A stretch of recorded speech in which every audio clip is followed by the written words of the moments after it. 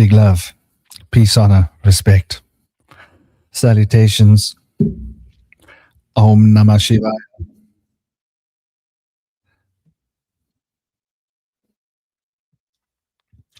Do please excuse me. In the background, I had a YouTube tab open and it got cranky and it said, "Hello, Frankie. It's time for you to get a little bit of an audio spanky. Hey, we're going to play a little pranky. Hey, don't you be getting it all cranky." So, namaste. I am Franklin. Patrick when I'm working. The Bush Whisperer when I'm whispering about bushes. Hope you guys are all well. Hope you guys are all swell. Hope you guys are all thriving as you keep arriving and you get your mind engine on so that you can get a little bit of mental driving. We're going to be deep diving and I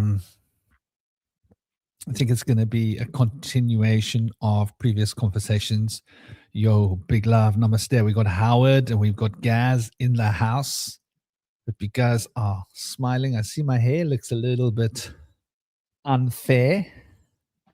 Looks like I've been in a wind tunnel or something. But yeah, so this is a topic that's pretty close to my heart. I think it's close to a lot of people's butts because they talk about it. When they talk about these topics, it's very close to their butts. So we could say it's close to a lot of people's butts. Close to some people's hearts. A lot of people express it through their mouths with chunky bits of bad smelling nuggets that belong in the flush machine. And the reason I say this is because there is just so much bullshit out there. Excuse my French, but I'm going to call it what it is, in print, right? And it's the same old. Same old nonsense. Let me take a sip of my dark cocoa. Oh, it's so damn good. It's just, okay, so the milk is raw milk that I made. This time I didn't use just cashew nuts. I used a bit of cashew nuts and cashew nut and conkers, conkers, the nuts, the big ones, you break them open, two in your hand, clink. Some of the conker nuts and just raw, soak it, wash it, soak it, blend it again. Make sure you got to have a good blender. So it's just raw. You don't have to filter it when you're using the cashew nuts and the nuts from the conker because they're both very soft. A little bit of soaking and they turn very, very soft and they blend into a creamy paste which becomes a beautiful creamy milk. Nothing gets thrown away. There's no need to filter. Well, there's no need to filter. Did you cut your hand when was the last time? Did I cut my hand where? You mean there? My hair? No. It's called a kudumbi. You see, this is how this unfolds. See, this goes on and on and on and on and on and on and on and on. There we go. It's still all there. It's called a kudumbi, and it's for comfort's sake. It's for comfort's sake. Elliot, big love. Namaste. I didn't cut my hair. What does happen is my hair trims itself. This is called the new and improved Bush Whisperer self-trimming hairdo. This is a self-maintaining, self-trimming hair, right? I want you to understand how cool it is. I look like Father Time. You mean Grandfather Time, because I got myself some gray beard now. Santa Claus. I'll take Santa Claus. But yeah, Father, Grandfather. I like adding the word grand in front of father. It makes me feel important. Grandfather Time. No, jokes aside, it's a self-trimming hairdo because when I sit down, it breaks. It gets stuck in car doors. It gets stuck indoors. It used to be down by my knees at the back, and then it breaks. So it just keeps breaking at like past my butt sort of level. And I just allow it to break because I'm not attached. I'm just like, let nature do with my hair what nature wants to do with my hair. That's my attitude. So yeah, let's dive into the topic. We've also got Darlene.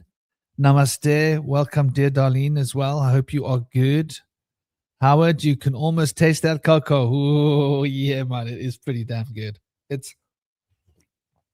The secret is I make it really strong and there's no sugar. I don't even put raw honey or anything in it. I don't even have raw honey in the house. I haven't been buying raw honey for like about a couple of months. I probably should buy some. I'm just trying to like reduce the sugar footprint of all sugars because you get enough sugars from vegetables and fruits really. So yeah, just have it bitter. Once you get used to the bitter flavor of cocoa, it's you can't drink cocoa in a restaurant again. You just can't. It's like, you gotta put sugar in it. Ugh. Even my boy, my 9-year-old boy, if you put sugar in his cocoa, he's liable to swear at you. And I'm like, dude, you're 9 years old. You don't use that language. He says, he put effing sugar in my cocoa. That's what he would probably say. I'd have to reprimand him and confiscate his tablet. Whoops, too late. I've already confiscated his tablet. I'd have to confiscate his laptop as well. Maybe his 9mm. I'd have to confiscate his 9mm from him. He's got a 9mm. It only shoots blanks, and he doesn't get given blanks. It's a replica gun, but it looks pretty damn real. So yeah, so where are we? We're looking at the Esoteric Enneagram, the Kabbalah, the misconceptions related to the occult science, and a couple of things I want to brush against. The Mazloth, the zodiac of the Kabbalah, the Adam Kadmon, this notion, this idea. Is it myth or history? The sephiroth, the meanings related, their relation to the hands mapped on the fingers and the toes, misconceptions of the four worlds, and related PSYOPs and related commentary. So I'm looking forward to breaking this down. Literally breaking it down. I have a problem with a lot of what's written in books. I have had for quite a while. I mean, don't get me wrong. I'm not saying you shouldn't read the books. What I'm saying is you shouldn't believe what you read. Don't take it as the gospel. It's good to read the books so you know what the PSYOP is, because you learn from the books. In the way that if you're sparring with someone who makes stupid mistakes, you can learn from their stupid mistakes and go, gosh, I keep nailing this guy every time he does that. I must remind myself never to do that, right? Like that. You can learn from books in that fashion. So probably a good place to start, I think, is let's start with the Mazloth. Let's start with the triads. Actually, before that, we should probably start with the four worlds of the Kabbalah. Yeah, I think that's the pucker place to start. Gosh, I had another tab open when I clicked on it. So let me get you the PSYOP, what they say, and then let me decode and give you some insights. And we should also look at the tree of life itself. I think it's probably a good thing. And the tree of life itself is something fundamental to understand, right? So I think before we start with the four worlds, let's start with the tree of life.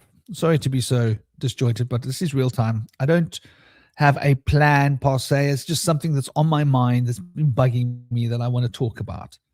And because of my vast experience in this field, I don't have to plan my lectures. They can be organic, and I can feel the crowd and feel what's the right thing to start with, because such is the privilege of experience, and I've put in the time. So that gives me a certain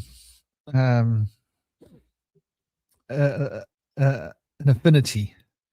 So here we go. So here is the proverbial tree of life. We're calling it the tree of life because it's the tree of life. It's the life tree, and it's full of lifelike things. There we go, the tree of life. So when we look at the tree of life here, we can see the tree of life represents the 10 sephiroth. One of the big misconceptions, which is something that you'll see in the Yetzirah, Sefer Yetzirah, we're going to start with the Kabbalah. Then we're going to link it up to the Enneagram. We're going to use the Saturns Square, and we're going to also look at the temperaments, as the temperaments reflect the four worlds. And you will, as we go through this, it will all start to make sense. So you'll just have to bear with me. We'll have to start at the beginning in order to work our way back to the points that I wish to make. So we've got the tree of life. Now, this representation of the tree of life is totally arbitrary, and it has become popularized, I believe, because of a PSYOP. Part of the whole knowledge of the Kabbalah, why are we hanging out in Malkut right now? Yeah. Yes, thank you, Howard. That's a like drop your hat kind of question. Let's drop the bomb. Gonna drop the bomb. Mommy, do you think they'll drop the bomb? Yeah. So that's basically Howard on the ball. Balls. My girlfriend says balls to the wall. That's Howard on the ball.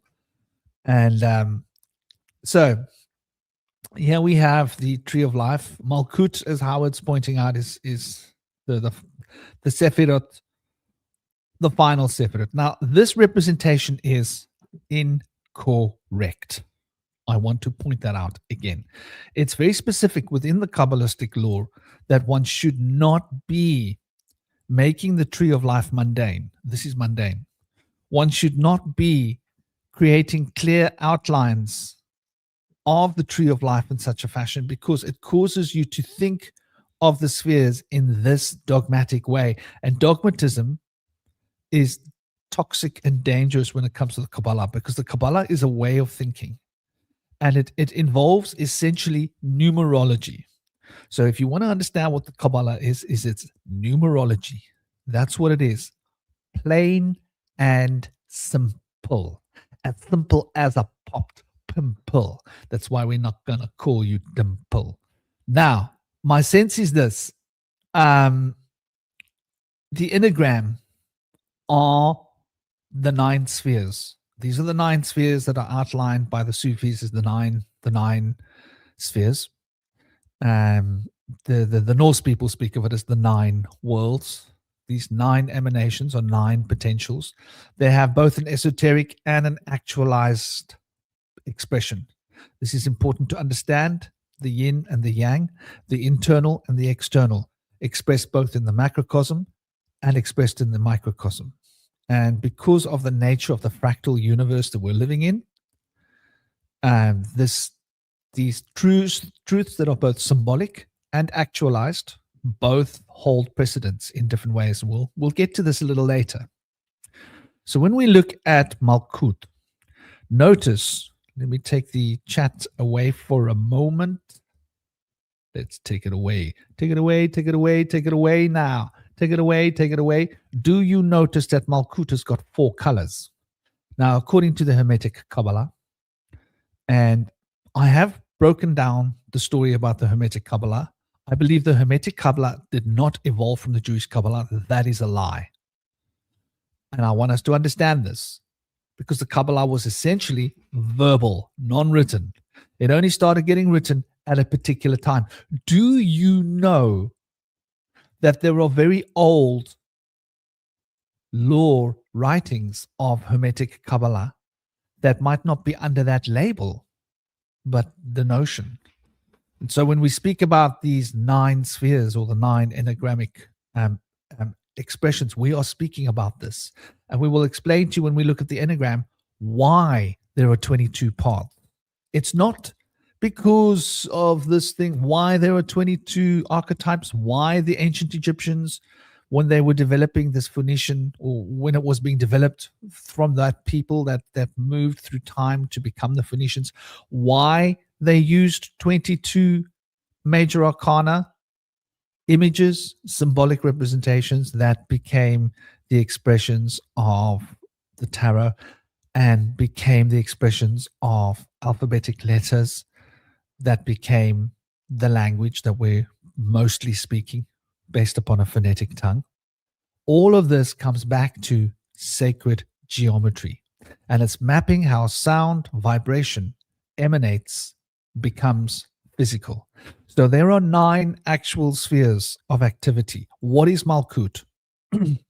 Malkut is, and I want us to concentrate when I say this because it's important. Malkut, or in some traditions, Malkus, is the receptacle of the 9 spheres. The 9 spheres are working through Malkut. So this is why Malkut has 4 different, it's a cross in the center. And that cross is 4 different directions. So it's the 4 directions, it's the 4 worlds coming into union. Why 4? Because there are 3 fundamental triads working in this Kabbalistic system here, right? The supernal triad of the first 3 numbers, the monad, the duad, and the triad. Then we have the 4, the 5, and the 6 that makes the next triad. And then we have the 7, the 8, and the 9 that makes the next triad, right? And if anybody's confused about what I'm talking about, let me show you what I mean, because the information, it's all out there.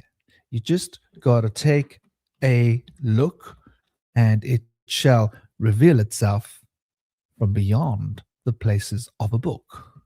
So let's go.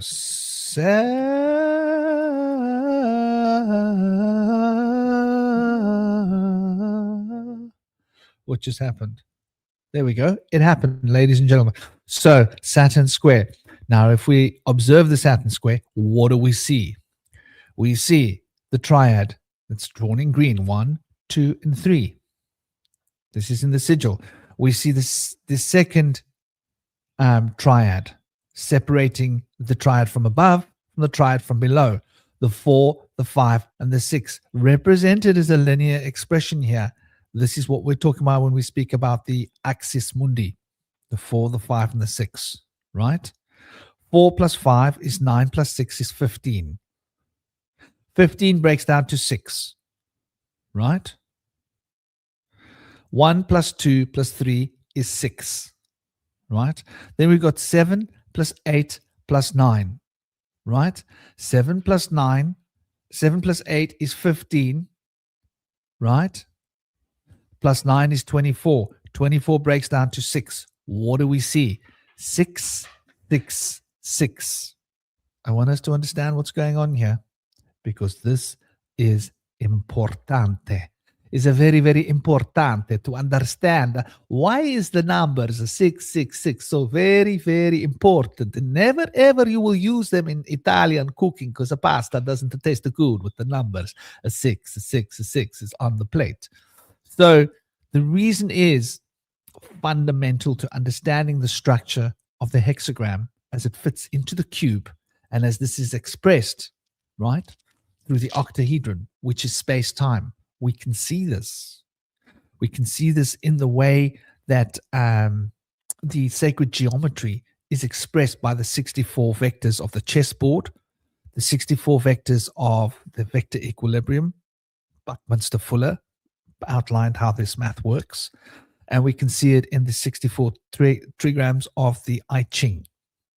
We can also see it in the 64 angels of the system of the Gnostic, certain aspects of the Gnostic tradition, where they're the 64 angels that are administrated over by the 7 archangels with the primal angel reigning over this, making the 72 quinets. So this is fundamental to understanding the structure of space-time. 666. We see it expressed here in the Saturn Square, right? Very important. Notice that if you take it here and you take it quadrant by quadrant, you say 6 plus 1 is 7, right? 7 plus 8 is 15. Left to right, 15. 6. Let's say you say 7 plus 5 is 12. 12 plus 3 is 15. 15. Let's say you take it across. 2, 9, and 4, 15. Right? Down. 4 plus 3 is 7. 7 plus 8, 15. 9 plus 5 plus 1, 15. 15. Whichever way you do this, you end up with 666. Whether you're going from down from the taking it across line by line, whether you're going line by line across, it adds up to that number. You cannot avoid that. It doesn't work that way. So this is important for us to recognize, because it is the structure of space-time. Now, I don't want to lose my place. Ladies and gentlemen. I don't want to lose my place. So these three triads that I was speaking about. Namaste, observer, observing. How are you? Welcome. And Darlene, I hope you're smiling. I hope you're all smiling. I hope this is a smiling contest and you are all taking time and being sweet with it. So Malkut represents, right, the coming together of these three triads, right? The 6, and the 6, right? The 1 plus 2 plus 3, 6. The 4 plus 5 plus 6, 6. The 7 plus 8 plus 9, 6. Three triads of 6, 6, 6, right? And the three triads of 6, 6, 6 add up to 18, right? The 1 and the 8. And when the 1 and the 8 are compounded, they are compounded into 1, they become 19, the essence of the sun, the radiation of the electricity, that is the prana that feeds life, that causes sugars to come into being. Sugars, potassium, through potassium, building the sugars, through the transmutation of light by plant living beings into crystals that can be utilized by other living beings. 666 is fundamental to understanding why it's the number of the beast. That's a whole nother conversation that involves us getting into Yeldabaoth and exactly what the Gnostics understood, and it will take us a deep dive into the Templars. We'll do this in another talk, going into the Marcion tradition, the Manichaeists, who are the guys that were exterminated in the beginning of the Crusades. But anyway, there's a whole lot of groups of traditions that kept this knowledge, and they were persecuted throughout history. And it's got to do with the 666. And the 666 is in the plan because it gives us an insight into the nature and the structure of this physical reality. People don't like to look there. They don't like to acknowledge it, but it is what it is. There ain't no running, baby. There ain't no running away. Yeah, I was talking about the Templars as well as the what are they called, man? Why can't I think? The Cathars. Oh my gosh, the Cathars were also understanding this Gnostic knowledge and truth, which goes back to Yaldabaoth, whichever way you want to take it. So these three triads are represented in Malkut, right? As the olive color, as the citrine color, and as the russet color. Russet on the left, citrine on the right, citrine above. And these resolve into the black. The black represents these three elements in Binah's space, the space that emanates through the three oceans, through the watery presence, the waters above and waters below. So this cosmic space becomes a soup in which these three potentials can move. And these three potentials, known as the three mother letters in the Kabbalah, produce these effects that we experience as Malkut. But Malkut is not a sphere in itself. This is a Kabbalistic misconception. And even if you go with the books, they will explain that though that the 10th sphere is a sphere where all the other spheres are acting together as a system. Yes. So when we're looking at the Enneagram explains this phenomenon a little bit better than this image. And another reason why I do not use this blasphemous image is because it's a structured way to think. And that structured way of thinking causes, look how lopsided this image is. Look at it. Is there anything about this image that's beautiful? Does it express the dynamic harmony of nature? Does this image express the fractal nature of consciousness becoming matter? Is this the kind of image you see displayed in nature? No. Do you see enneagrams in nature? Yes. Do you see these 9 red stars that make beautiful geometry that are expressing these fundamental principles? Absolutely.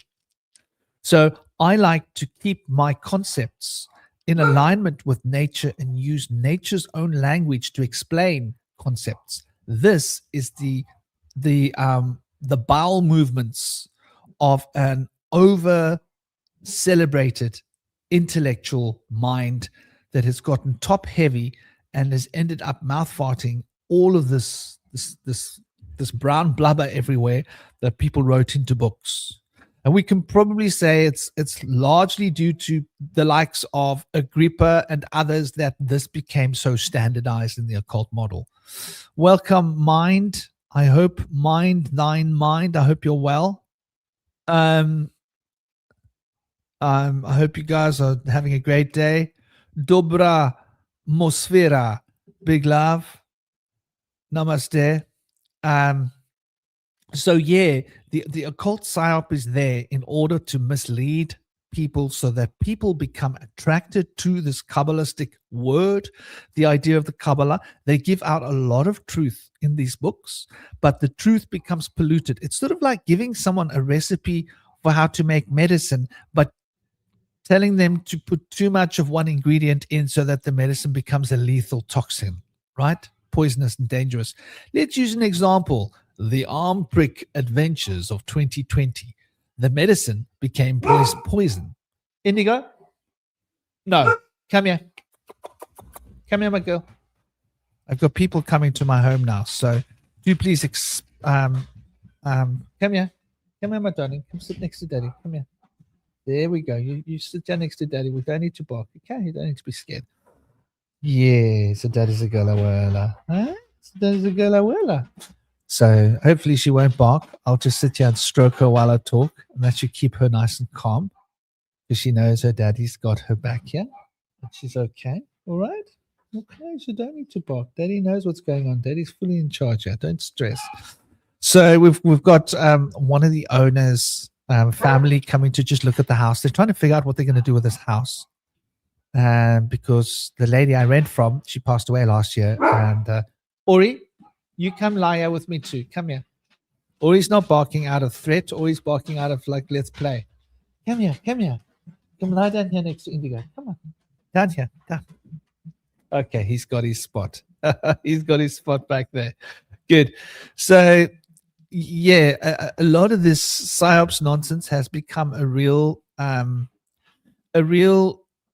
thorn in the side of truth, and they've given people a very expansive form of the Kabbalah, where they've given you pretty much all of the truth, but they've wrapped it up in a dodgy, toxic picture that causes you to misunderstand and misconstrue the fundamental truths, like the 10 spheres, right? The 10th sphere doesn't exist as the other 9 spheres do.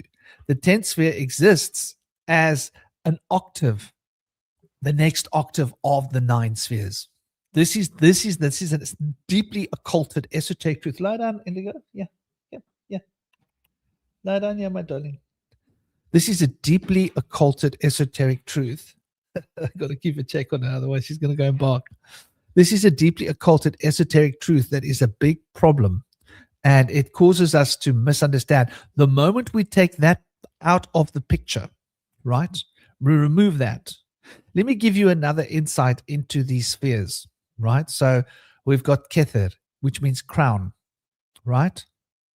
Now, they will tell you that the 5th sphere, right, which is Javura or Jabura, Jabur, right? Or in some traditions called pakat, right? Those are different titles for this fifth sphere. Relates to the numerological energy of number 5. Do you want to go down? Gotham wants to go and investigate what's going on. Whoa! Oh my gosh! Did he drop up? Oh, it's just a feather. Okay, it's just a feather. thought it was a special parcel just for Dad, like special delivery. So the way that they've expressed these spheres is in itself. If you read a book, it's going to tell you that the fifth sphere means will, right? And that its symbol is a sword, right?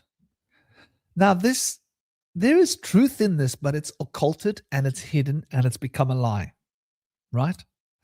The fifth sphere, the number 5, is the number of Mercury, right? It's not the number of Mars. Yes, it plays a role in Mars. Yes, Mars has got undertones. Yes, it's got elements that relate to the discipline of Mars. However, it isn't the native sphere of Mars. It's the native sphere of Mercury, Mercurius. What does that represent, the number 5? Does it represent will? I'm sorry, it doesn't. Does it represent free will? Ah, yes. The number 5 represents freedom. Hence, Mercury rules over travel. And travel is an expression of your free will to go where you please. So when you think of the number 5 as representing the will, you are misconceptualizing how the energy of the numbers work through your system. And that misconception means you will never be able to totally actualize your own will, because the will has nothing to do with the number 5. Number 5 is the most concrete and secure structure that exists. And because it's the most concure and grounded and secure structure, it can travel anywhere. It never loses its integrity. So free will is an expression of that integrity.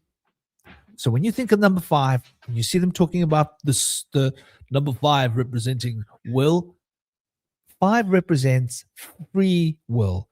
And Gemini in the Kabbalah relates to Zain, which is a blade, which is a sharp blade, conceptualized often as a dagger or a sword. So now we see why they have the symbol of that for the symbol of number 5. But you see they've mixed it up with Mars. Mars has got nothing to do with that. I'm sorry. they've played a game on your brain. Number 5. And so they've put these color codes there. If you want to understand the correct color for that sphere, try the color orange. Ooh.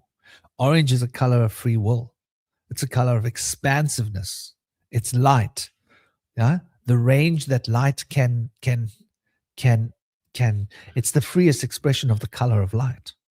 So there's just one idea. Now, what is will? Numerology. When we look at the Enneagram, what is will? Will is an expression of the number. I mean, this is just so obvious. Number 1. Why? Because there's one objective. That's one objective. Will. It's a point inside a circle. And that is the point. And that moves towards that point. It has no distraction. It has no impurity. It has nothing to hold it back. It is will in its purest form. Number 1.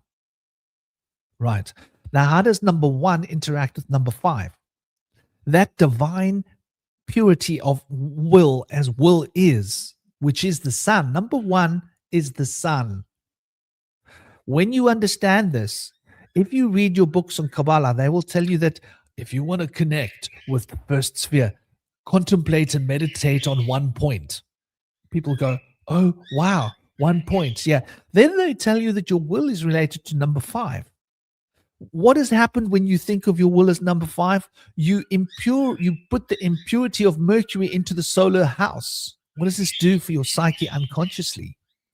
This produces within your mind a busyness of Mercury, of Gemini, so that you can't concentrate. You can't meditate because you're thinking back to front. You want to learn to meditate? Understand the difference between 5 and 1. you understand those differences, your mind now, when you meditate, will be more quiet because it won't be unconsciously trying to process nonsense that doesn't make sense. It will be in alignment with common sense, and the alignment of common sense will be expressed. So the number 1 is the expression of will. Number 5 is expression of free will. How is will expressed within the dynamic of the human being? Through our emotional body as free will. So you see, 5 has a connection with will, indeed, because free will is the way in which the will is expressed through human beings. So you can see that resonance, and you can see why they have occulted that to superimpose will with free will. It could be that it's an accident, right? It could be that the guys who were writing all the books just didn't really practice the Kabbalah and didn't really understand it. And they had incomplete perspective and understanding of how the system works due to a lack of actual practice.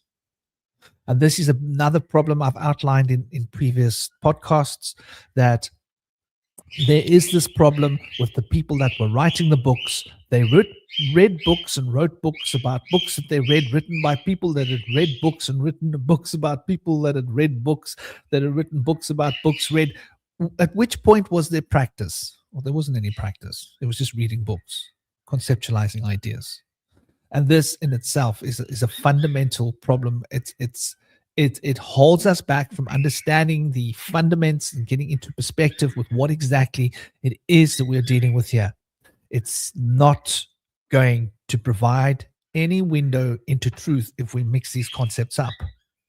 So understand that relationship between 1 and 5, and you will see why phi and the pentagram expresses phi so perfectly, right?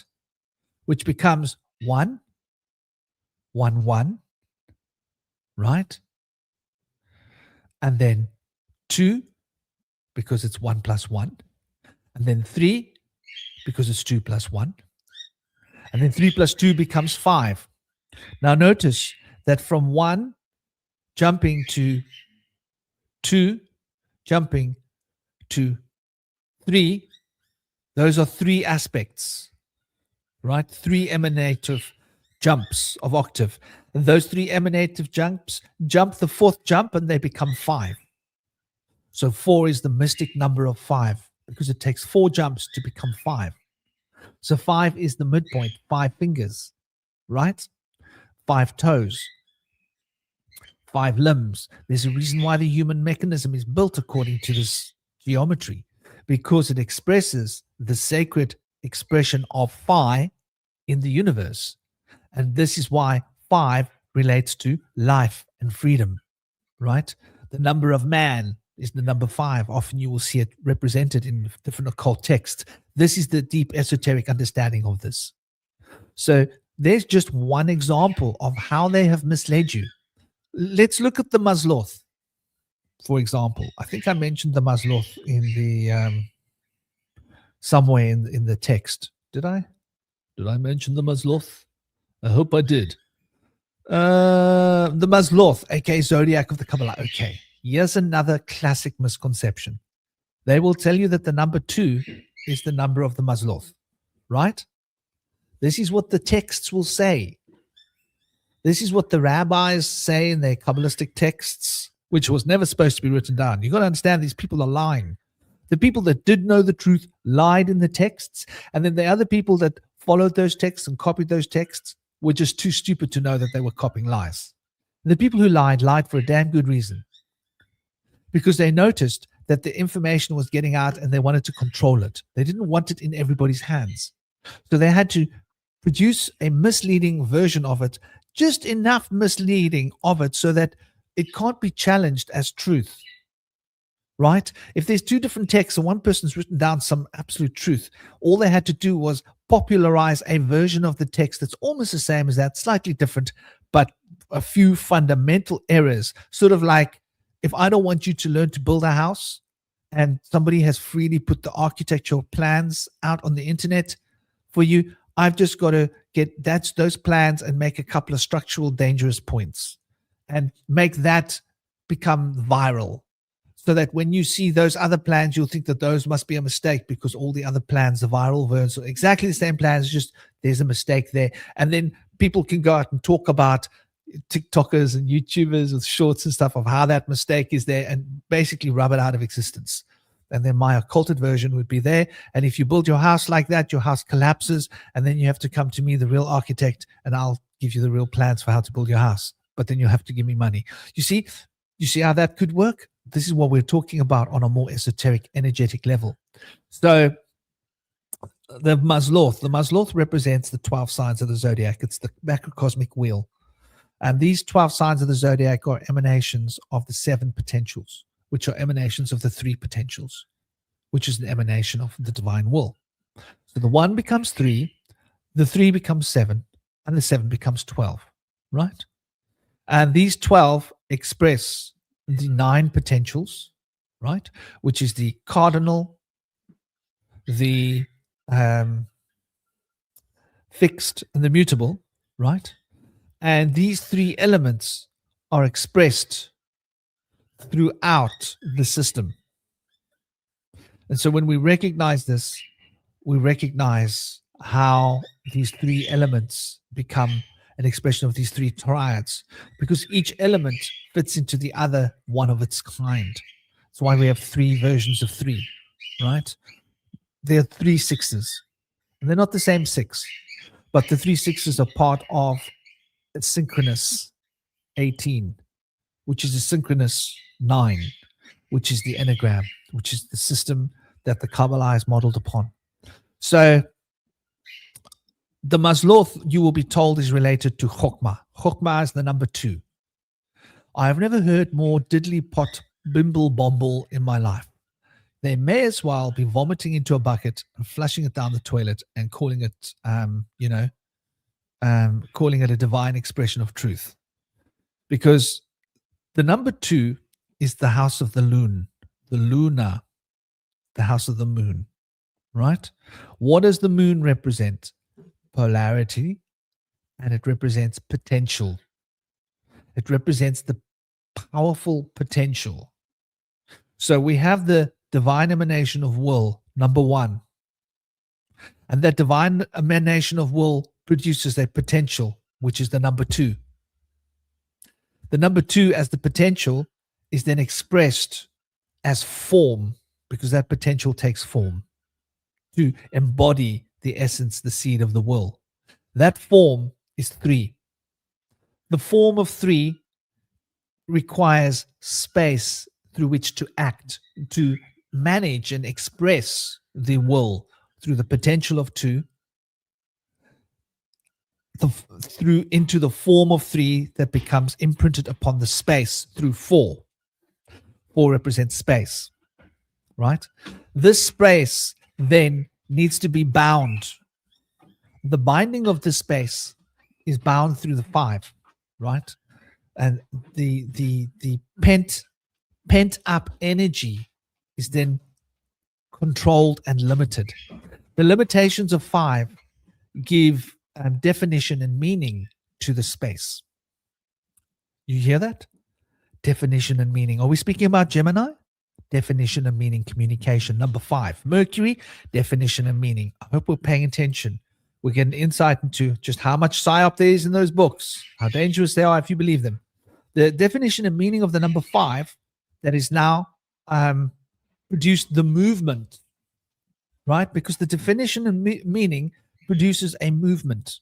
And that is the movement of the energy that is expressed by the space, because the space of 4 is fundamentally inert. It's an inert expression of space. And to understand that it's an inert expression of space is to get a deep understanding and a concept of just exactly what we are delving into here in this adventure of thought. 6 then becomes the sphere of harmony. Why the sphere of harmony? We need to reconcile this difference between these meanings of number 5, right? These defined meanings and the space of 4. You see, they exist as a as a set, almost, you could say, which is why they've tried to give you this idea, with the 4 and the 5 sitting across from the poles, but they've done so in a bad way. Do not disturb me, Joshua. I'm busy. Please. I'm busy. I will take your computer for 7 days if you say one more word. So he needs to understand. I told him not to disturb me. That got his attention really fast. 7 days, no computer. It's holidays. If he doesn't get his computer for 7 days, he can't learn more about code writing. He's a 9-year-old that wants to learn code writing. There are people here, and he's coming to tell me that, like, they're not coming in to disturb me because I'm busy. Like I said, they could come to the house and take a look around, but not to disturb me because I'm busy. That's how it is. I'm doing them a favor. And the favor I'm done is quite enough already. So, the definition produces these limitations, and these limitations contradict the very idea of space, because space represents expansion, right? This expansion of 3, which is form, has to expand into space, which is 4. So 4 represents the proverbial negative application of expansion, which holds an element of infinity, but is also very structured and finite in itself. But that finite element of space is a seed that is hidden, and it is only coming into actualization through 5 because of movement. And because of movement, we thus have the rotational axis of energy. That rotational axis of energy needs to be bound in harmony so that there is a continuity. The harmony is 6. So 6 becomes the hexagram representing the centrifugal and centripetal forces expressed by the orange and the green triangle here, right? The centripetal and the centrifugal potentials are bound by the axis mundi. And if we look at this image, we can see the number 6 is the proverbial point. The proverbial point. That is, everything is hinged upon that number 6. And number 4 is the other point that everything is hinged upon. So the 4 and the 6 are the hinging points, and the 5 is that movement that represents. So you could see 4 is the space, 5 is the movement you see in the center of the blue line, and 6 is the harmony that maintains the law. So when we're talking about the law, we are now looking at the number 6, because the law is what maintains harmony. So the limitations of 5 are maintained by causal effects in the 6th element, the 6th sphere. And so we speak of Venus representing the law, which is why when you want to learn about divine law and get initiated, you need to get into the gateway of the mysteries, Venus, the arch, right? To get initiated into the law, the esoteric laws, principles, so that you can gain an insight. 6 happens to be the esoteric number of 7, hence the 7 hermetic principles. And the 6 principles that express the fundamental state of reality, which is a mental state, produces the 7 principles of Hermes. But the 7 principles of Hermes are really just 6 actions. And those 6 actions represent the 7 principles. So number 6 holds its power in the harmony and maintaining this law. This then needs to be bound, further bound. And it needs to be bound through the eternal potential. The eternal potential is 7. 7 gives the harmony of space and time a particular line of potential, which isn't bound through linear time, but is bound through the principles of the spinning and turning of the Mazloth, the cycles, the eternal cycles of the Mazloth around the 7 fundamental principles, which are 6 actions. Hence, the 7 principles are bound in a hexagram, right? With the will at the center, the sun, the circle with the dot in it at the center, and the 3 principles above and the 3 principles below, representing the yang and the yin potentials. And this becomes expressed through its eternal potential through 7. This eternal potential needs to be defined as a beginning and an ending and an alpha and omega so that the work can be done. The doing of this work is the number 8, Saturn. Saturn is doing the work of this eternal presence of 7 that is expressing the harmony and the laws of the space that contains the truths, the fundamental truths of the will of 1, moving through the potential of 2, as the potential of 2 becomes formed as a form of 3 that is embedded within the space of 4 and applied to the movement of 5 so that the world can now have some way to move. This is with the association with 5, with the will that you see, that misconception. The free will is that movement. The 1 is the will, but the will needs to move. The will of 1 moves through the element of 5. This is why they give you these misconceptions and why they stick, because on an intuitive and unconscious level, you can sense there is an association, but you don't know what it is. Here you see the association quite clearly. And so this 5 is this movement of all of these potentials that are expressing the world's emanation through the law, because the will has moved. And in order for the will to move, there has to be rules, the laws of 6, in order to give structure to what the movement moves towards. Through the eternal potential of space into the finite structures of time. And now we start to see the will emanating into time. And in this emanation of time, we find the will reaching its completion in 9. And 9 becomes the complete expression of that will, which is the impulse of 1 will, moving through the tree of life to come to the foundation, number 9. Yeah, Yesod, the foundation. And in that foundation, it is complete. And now we start the cycle again. And by starting the cycle again, we bring what has been completed into actualization in the next world. And the next cycle of the Enneagram is 1. But 1 carries with it no number, for it has to cross the event horizon. And it comes out of the event horizon with a little backpack on its back, carrying no number. And we define that no number as a circle, and we call it 0. And we attach that no number, which represents antimatter, or probably not the right word, represents cosmic space on its back. And we represent it as a 1 with a 0 next to it, so we can remember that 1 has taken a trip through cosmic space and been reinvented, a new potential expressed as 10. And so we see the 10th so-called sphere as an expression of 1. Once again, this is why in Kabbalistic law they'll say that Kether is in Malkut. What do they mean? That Malkut is another Kether. Yes, Malkut is another Kether. Think about that when you read that, and you'll see how much PSYOPs there goes into it. Now, whether the PSYOPs was done on purpose or whether it's just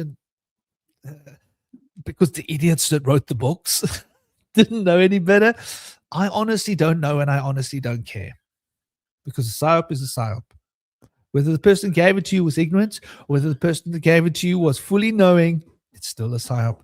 It doesn't change, and it's going to confuse your perspective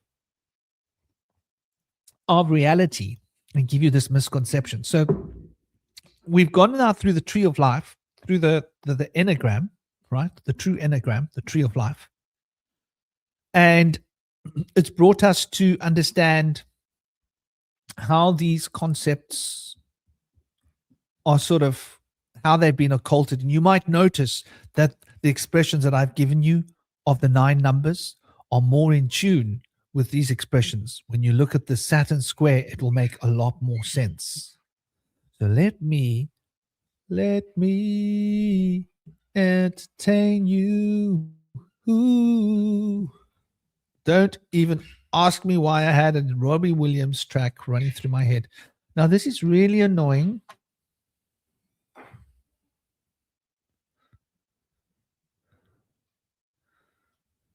Is that JPEG file? That will do. Pretty sure that will do. Let's see if we got the Enneagram there. There we go. So here we have the Enneagram. Right. Now, we can see these three aspects, right? The three emanations. The red triangle, 1, 4, 7. The blue triangle, 2, 4, 8. And the yellow triangle, 3, 6, 9. The element of the bull of heaven, the yellow triangle. Prana, life force, 3, 6, 9. And then that prana fits into another subset of 3. And 3, 6, 9, as you know, adds up to 18, which is 9. The next subset, which is 2 plus 5 plus 8, becomes 15, which is 6. So we've got 9, 6. And the third subset, right, which is the red, the fiery element, adds up to 1 plus 7 plus 4, which is 12, which is 3. You see, 9, 6, 3.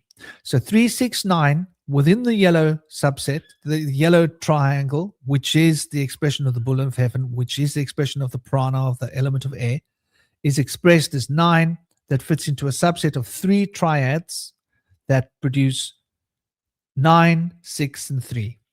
Now, this is important to understand the mother letters, because what we've been looking at until now has been the actual expressions in matter through the macrocosmic potential. We are now looking at the microcosm. The microcosm is distinct from the macrocosm. The relationships between the numeration. So these numbers, these 1, 2, 3, 4, 5, 6, 7, 8, 9, these are the sephiroth. And why are there 22? Why are there 22 major arcana? Why are there 22 letters of the Paleo-Hebrew and the Phoenician and Hebrew alphabets? Because it says in the Kabbalah, there were first 3 mother letters. There were only first 3. And the 3 mother letters gave birth to the other letters. The 3 mother letters gave birth to the 7, right? And to the 12. So the 3 gave birth to the 7. The 7 is the Elohim, and that gave birth to the 12, which is the Mazloth. So the Mazloth, just bringing it back a moment, just to bring you clarity so that we can understand why I'm showing you another PSYOP. They will tell you that the Mazloth is number 2. No, number 2 is potential. Number 4 is where the form enters into space. That is the Mazloth. The Mazloth is embodied in the number 4. But go and read your books. They'll tell you that the Mazloth is related to the number 2. Some books may give you some more insight into this, but watch out for that occulting. The number 2 is unmanifest. It's pure potential. How can pure potential represent the zodiac? Come on, man. That's ridiculous. It's the dumbass quest, the dumbass thing I've ever heard in my life, right? Number 4, on the other hand, represents the 4 winds, the 4 directions, the 4 cardinal points, which is what's mapped out in the zodiac, right? That's why we have 4 seasons. That's why we have 4 solstices, right? The zodiac, number 4. So, but it carries the potency of the potential.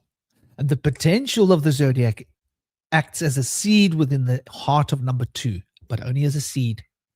That seed is only planted in number 4. And the seed of number 2, which is the form in 3, is planted into the heart of 4. And the growth of that seed in the plant of the heart of 4 becomes the movement of expression of the spinning and the whirling in the body of 5, right? The body of 5, that spinning, gives expression of an eternal principle of cycles. And the eternal principles of cycles are then further bound in 8 in the linear structures of time, where each cycle breaks down something from the previous cycle. So there's continuity. And those 8 cycles of time are bound in the completion of 9, where everything comes back to the rest.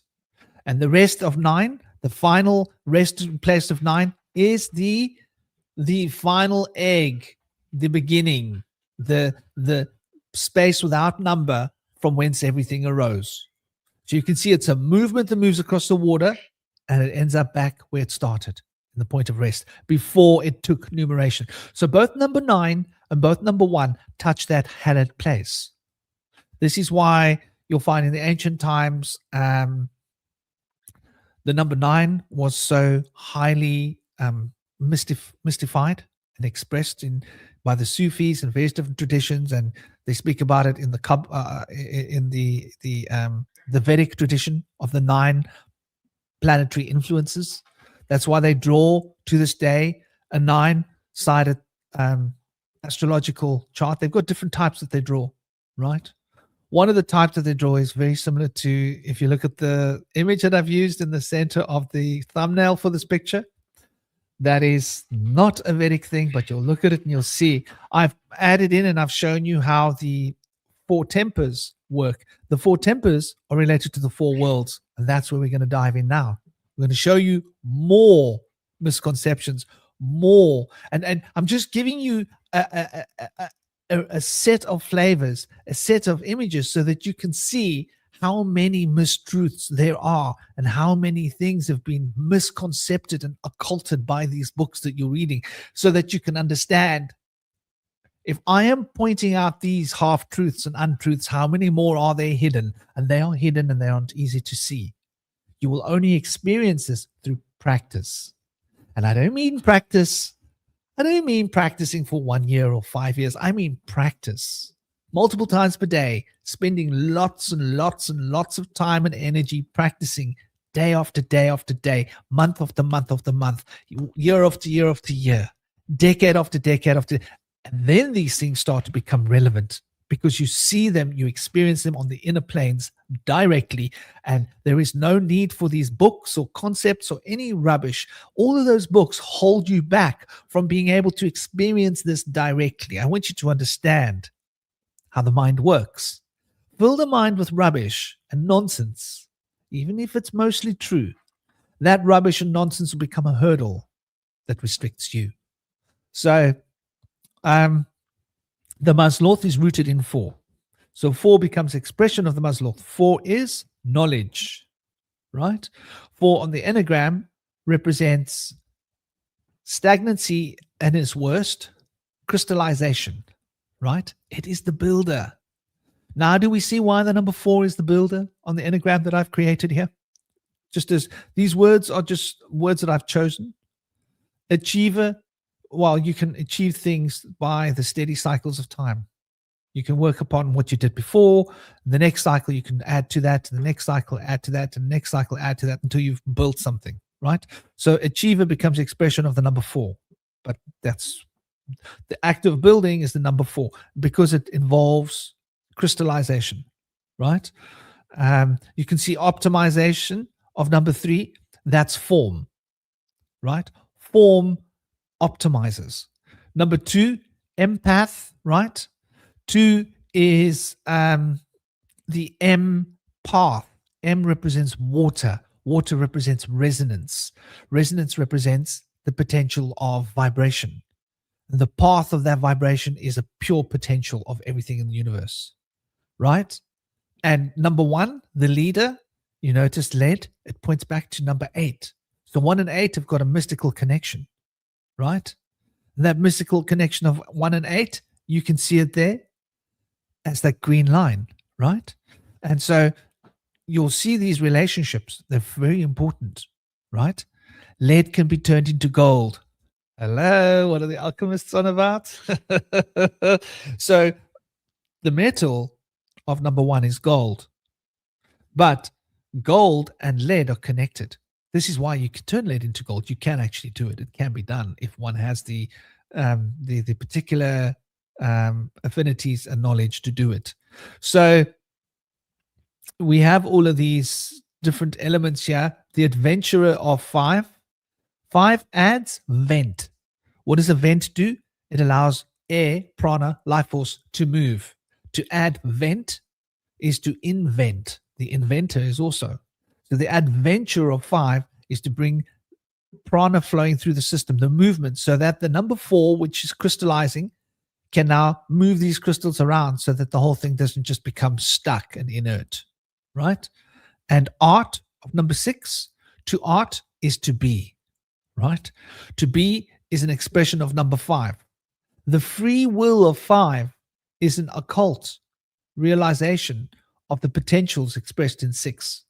So 5 is the esoteric number of 6, right?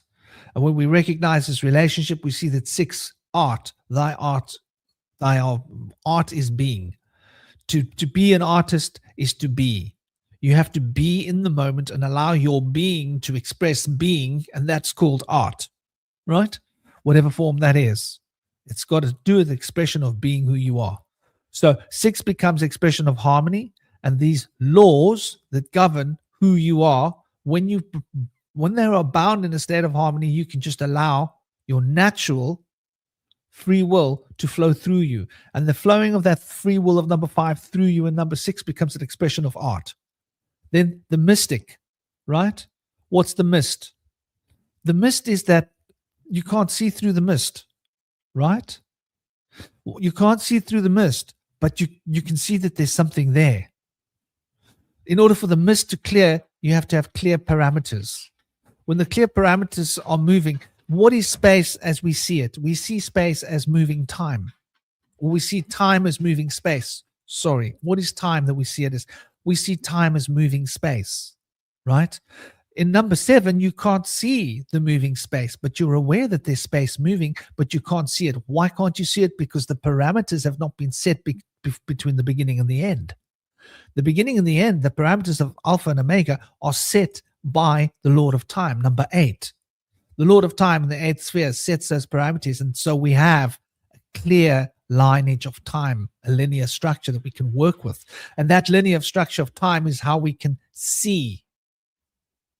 We can see the flow. In 7, it's deep and it's very abstracted. And number 9, right? The activator.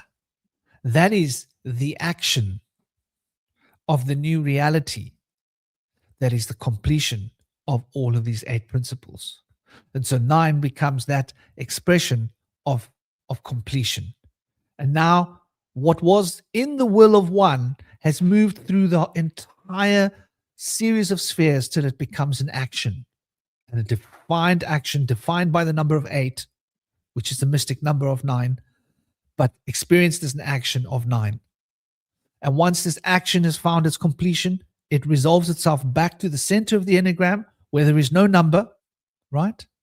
And in that place of no number, we call it Pluto, the plow toe, the towing or pulling of the proverbial plow of the heavens, plow toe. That is the place where there is no form, the formless, that we could consider as the divine feminine womb of creation. And all of this is happening through the expression of that womb of creation, within that womb of creation, as a result of that womb of creation. And the womb of creation is expressing all of this through these numerations, which is the Father. So these expressions we're looking at, these numerations, this is the Father expressing will through the divine emanations that are a product of the womb. The womb, which is that negative space. I use the word negative very carefully because it can have many different connotations. So here we see the Enneagram becoming an expression of all of this. Now, I promised you we would look at the 4 worlds. How far are we into this? How deep are we diving?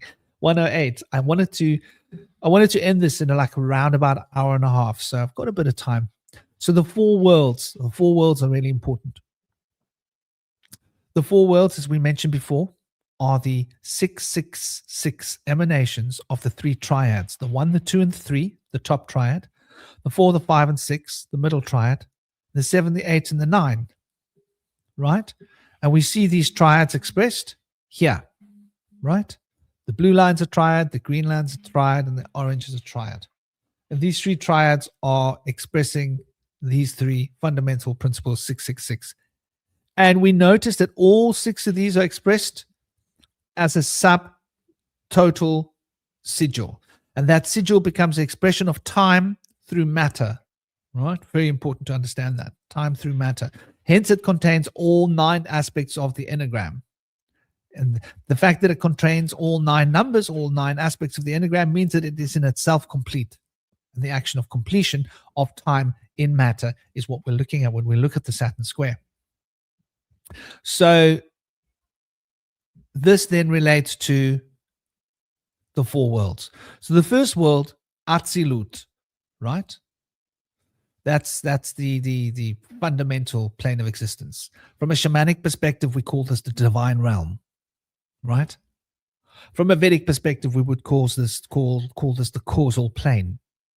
The second realm is the realm of creation.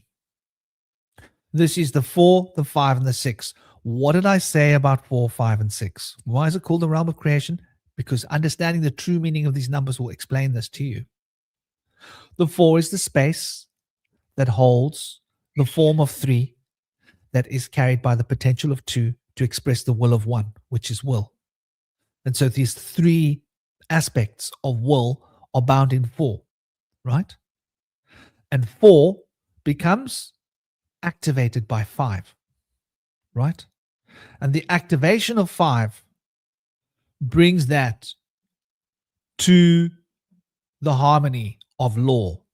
So the 4, the 5, and the 6 represents the space where it's happening, being made active by the movement of number 5, right? And the freeness of will for movement to be expressing the crystals of 4 into the divine law, which is 6. That's how creation happens, when space moves as per the law. Space moves as per the law. That you could think of that as a special number sequence. If you're ever going to build affirmations, knowing these words and how they relate will give you an occulted, esoteric understanding of how to create very powerful affirmations. And these affirmations can then be turned into careful, numerologically aligned phrases. And these numerologically aligned phrases, where you've counted your syllables and you've counted your words, you've counted your letters, and they all have a significance in the greater scheme of what you're trying to express, right? Can then be broken down into a sigil. And you then have a very powerful tool. This is how you create true sigils. For those that want to know about true sigil magic, we will discuss this at another point. There's been a very limited, and within this field of witchcraft and magic and sorcery, you will find that these ideas are represented, but represented in a very watered down way. Hence, witchcraft is the fast that it is today. Hence, magic is something that is done by old men and Freemasons and stuff, and wearing silly gowns and playing with cute toys, lacking the understanding of the fundamentals. And the sorcery is being used. That has got to do with binding beings. You can bind intelligences using this knowledge. It becomes sorcery. So the creative sphere is the 4, the 5, and the 6, right? And this is the straight line of the axis mundi. The axis mundi is the creative sphere through which creation happens. In Vedic cosmology, this is the Shashumna, that is the spine. The spine. The spine of the world. And creation happens due to yang and yin expressing potentials of that into 2 directions in order for the third presence to become seen. So here we see the dynamic expression of the first 3 spheres, but it's expressed 3 times, right? And we see that it's binding the law. We see the geometry of form expressing the continuity and the harmony, that each thing is relevant and relative to the other things, and they make different patterns. And so the patterning of creation, we can see the artistic hand of God, as it were, moving across the waters of space and time, is expressed here in its most pure and natural way. So we then see that is now the second reality. We call this Bariya in Kabbalistic knowledge. Namaste, Sophia. I hope you're well. I hope you're raving, having a good day. Kali, namaste. How are you doing? What made me choose the 9 nonogram? It's because, dear Kali, that is the structure of space-time. You see it in nature. If you go and sit in nature for long enough and you really contemplate nature and all her beauty and all her magical potential and form, you will see these forms. You will see it in the water. You will see it in the way that things grow. It will be expressed. And the 9 fundamental principles come from Chaldean numerology. So the Chaldeans had great knowledge of this numerology, which is what the Kabbalah is. They've occulted it and hidden it from us. It's just basically a highly advanced system of numerology that can be used to understand and decode the universe and actually be able to manipulate different forces by the knowledge of these numbers. It's the purest form of language that there is number. So the Chaldeans carried this knowledge, and this knowledge came through Chaldea. That particular form that I use, this image you're seeing right here, comes from Chaldea. It's not that new age occulted nonsense that was created by Ikazo, which is, well, it's new age. It comes from this last century. That other so-called Enneagram that everybody calls an Enneagram didn't exist 200 years ago. It didn't exist 500 years ago. It didn't exist 1,000 years ago. It was made up. It was made up in 1911, I believe, by, what's his face? What's his face, man? You guys can go and find. Ikazo got this image, and then he misconstrued some works that he had read by Arabic writers about the 9 spheres, and he tried to mix and match them up, and he got his own sort of version, but it was heavily affected by psychology and the PSYOP artists of our so-called education systems.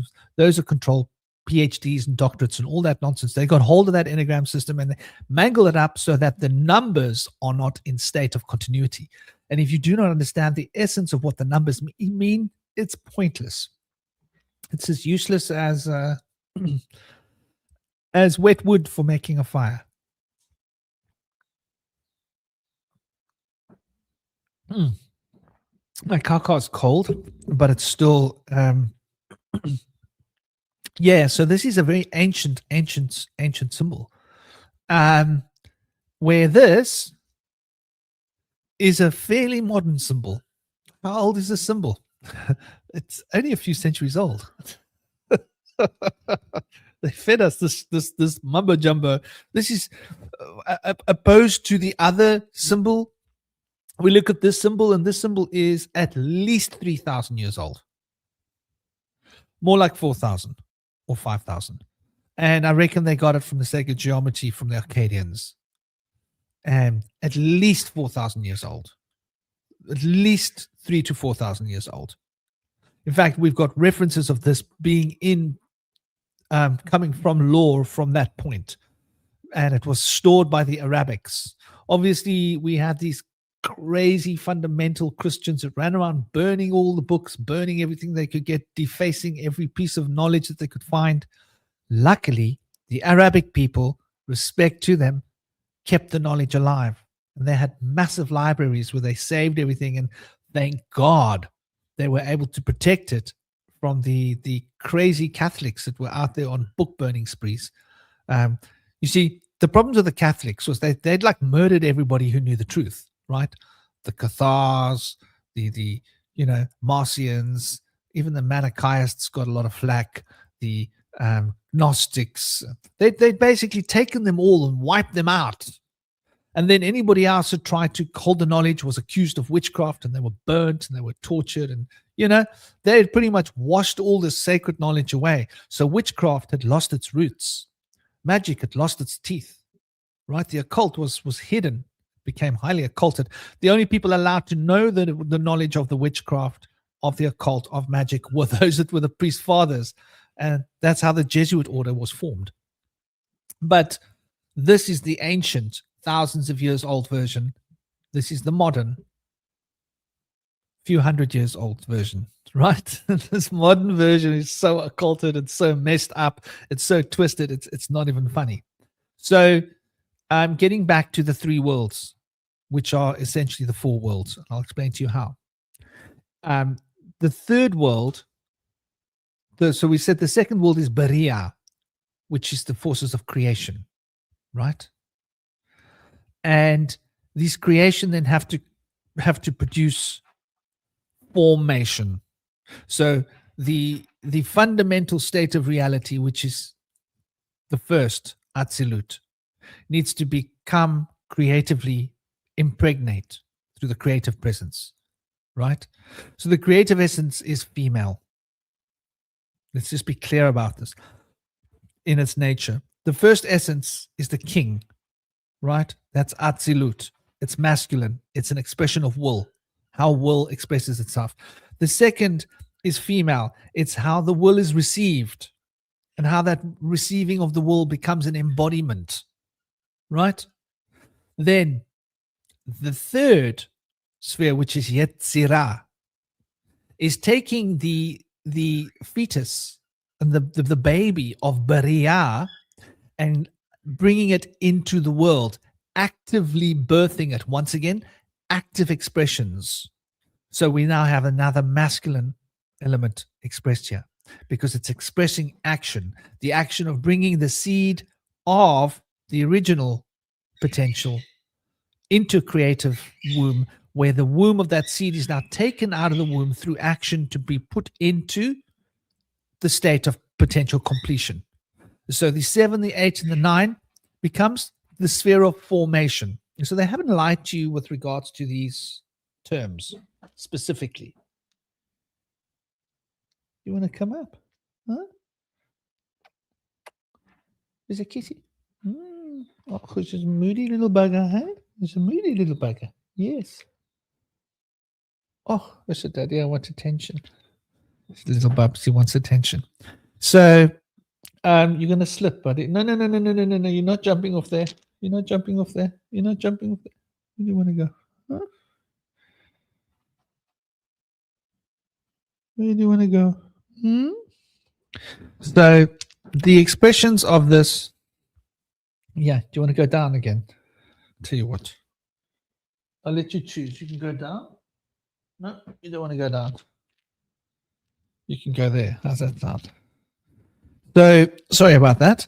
These emanations of the 9 potentials that we're expressing, which is the 9 spheres, then come into its completion in the formative world of Yetzirah, masculine.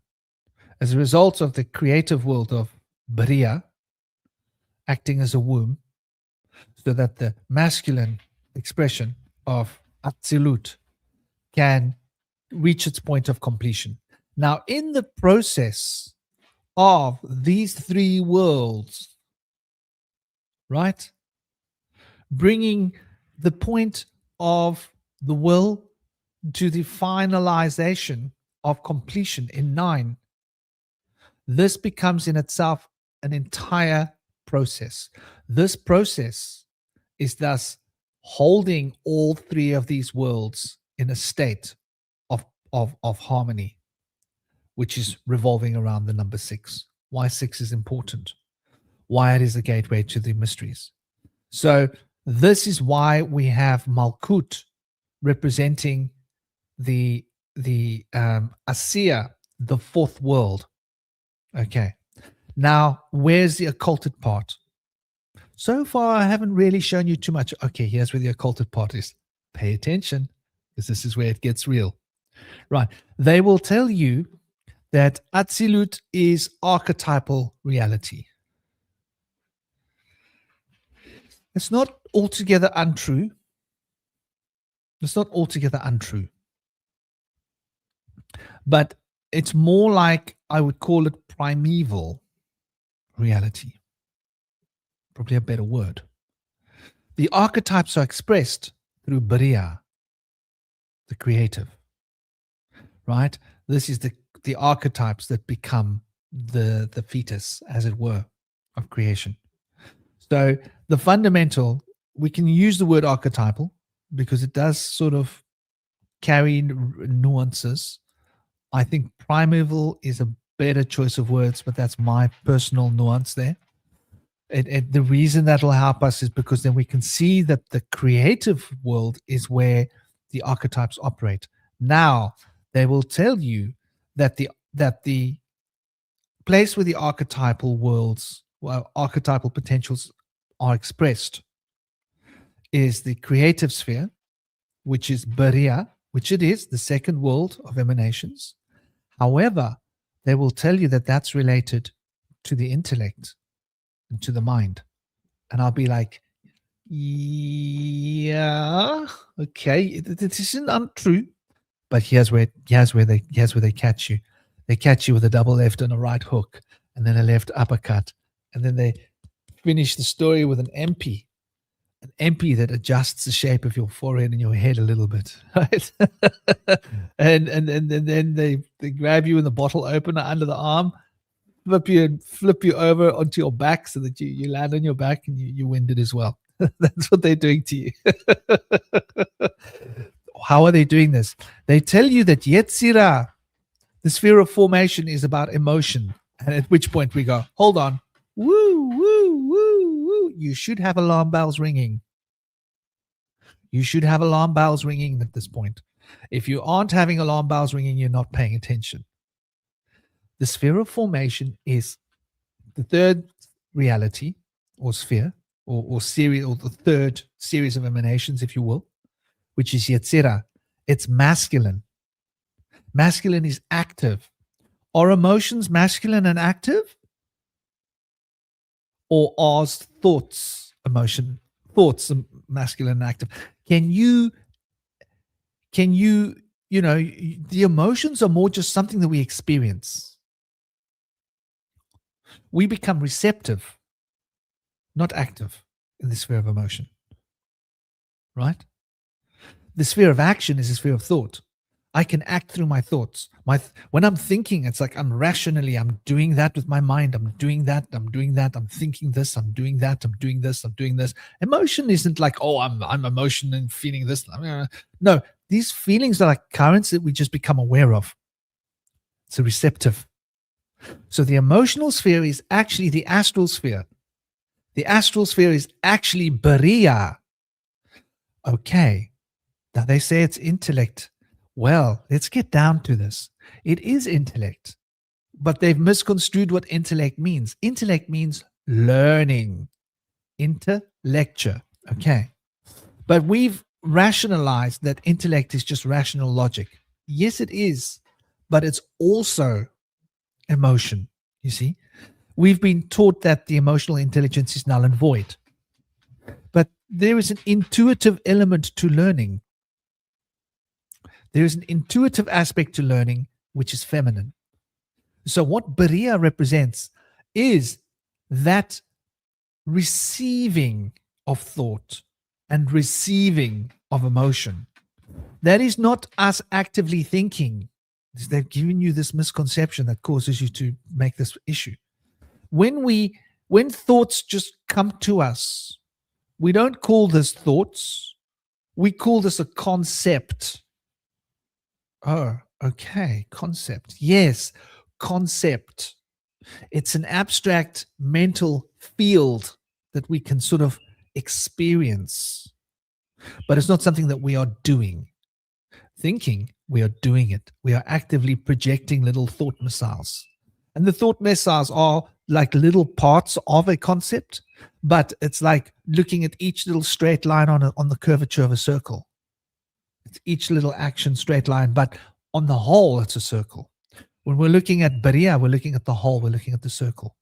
So it's got to do with the mental field, but it's got to do with the receptive aspect of the mental field, where Yetzirah has got to do with the active expressions of the mental field where it touches the embodiment. So passion is related to Yetzirah. The passing of ions. You can passionately express, right? You can think a logical idea. You can plan, right? These are all Yetzirah related elements. So you see the difference. Passion is of Yetzirah, but they say that passion and emotions are the same thing. No, it's not. Feeling is that point of where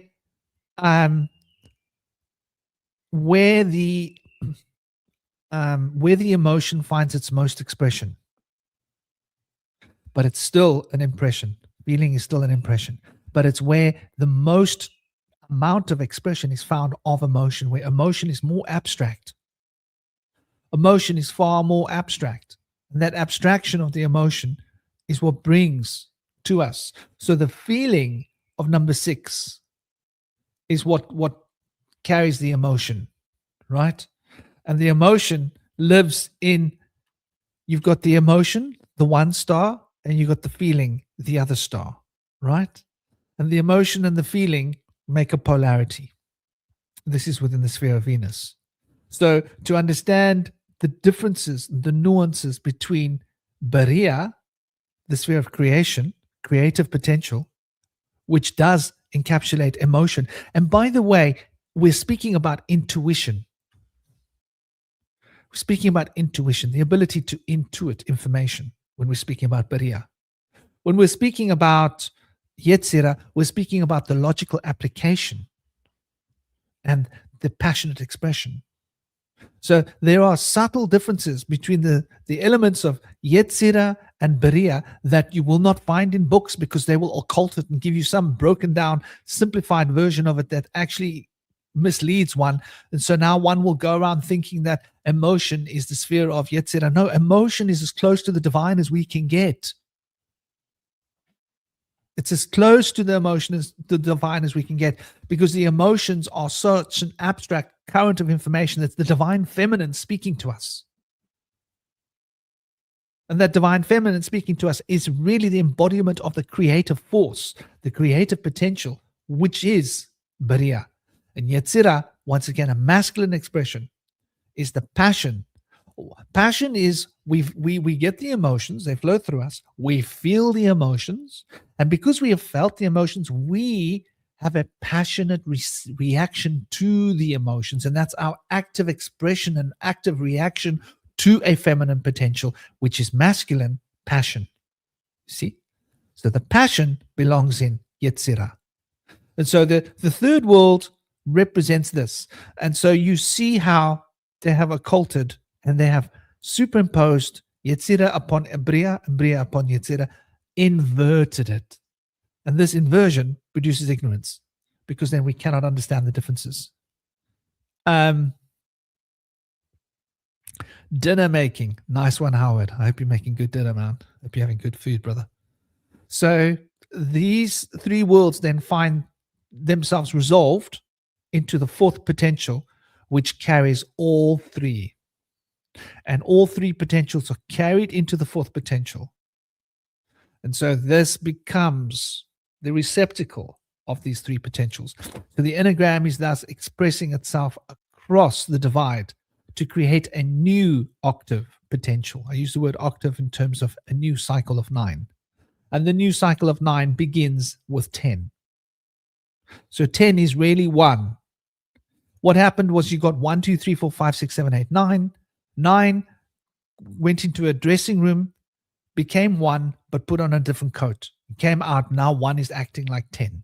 But 10 and 1 are not the two, they're not separate spheres. It's the same sphere. It's just a different octave revelation. 1 has gone into a dressing room, put on a coat, come out, now 1 acts as 10. But it's still 1. You can still see it's 1 underneath that 10. So, who, what, when, why? Bhairava. Bhairava. Bhairava. Bam Shiva Shankar Bhagwan Namaha. Bhairava is the dog. Where's my Bhairava? My Bhairava's sleeping over there. Where's my other Bhairava?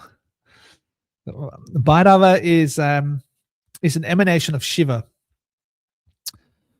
It's a very active emanation of Shiva. It's a very fearless, fearful, inspiring emanation of Shiva that is very close to the heart of Mahakali, right?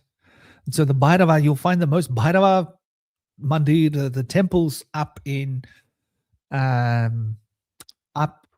if you go above Nainatal, you got to go to Uttarkashi. You go to Uttarkashi, you go above Nainatal, right up there. There's a place of 1,009 shivlings. What's the place called? 1,009 shivlings.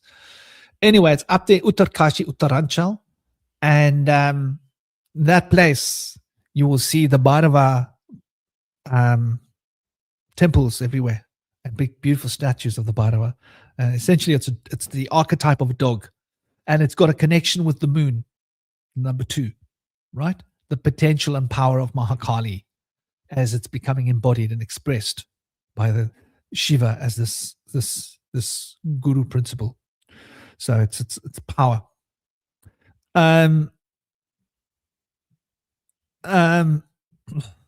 the number 8 is the key. I am dog. We're all dog-like. I love dogs. Dogs are the best, man. Well, I love all animals, but I don't worry, just little Gothams. The birdies are the best too.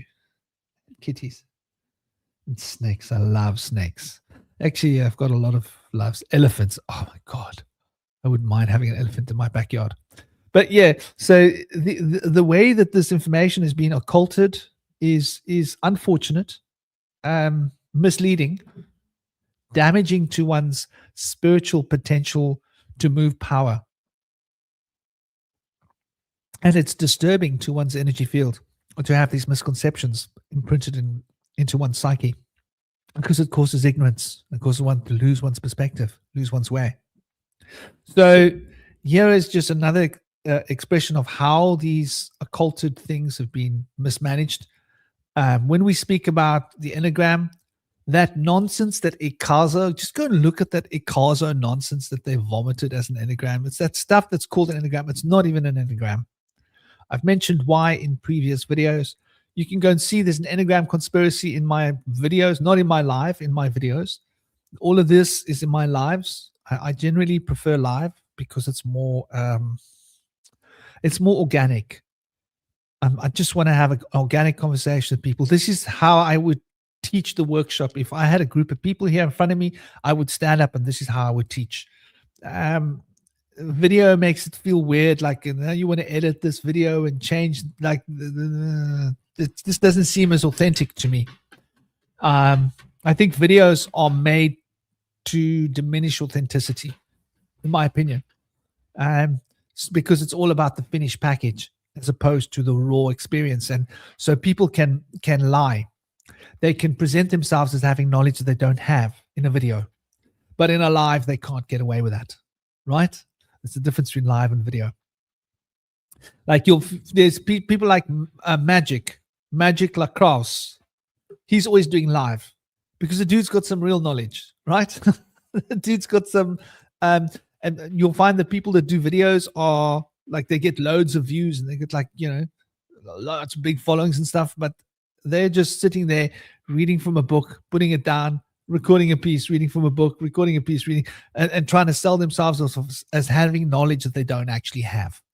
In the live, you can't do that. In the live, it's real. People can see, like, is this knowledge that you actually have, or is this something that you're just pretending, presenting that you think you have? So yeah, you'll find I did do a video on that, which I cut pieces of lives together just for convenience sake, and then added a little bit to it to give context. But otherwise, it's most of the information in that video is actually from live podcasts. So yeah, the Enneagram as presented by Ikazo, which is that completely weird thing, go and find out about that. I explain why on many levels. It's a total sham. It's a total occulted PSYOP.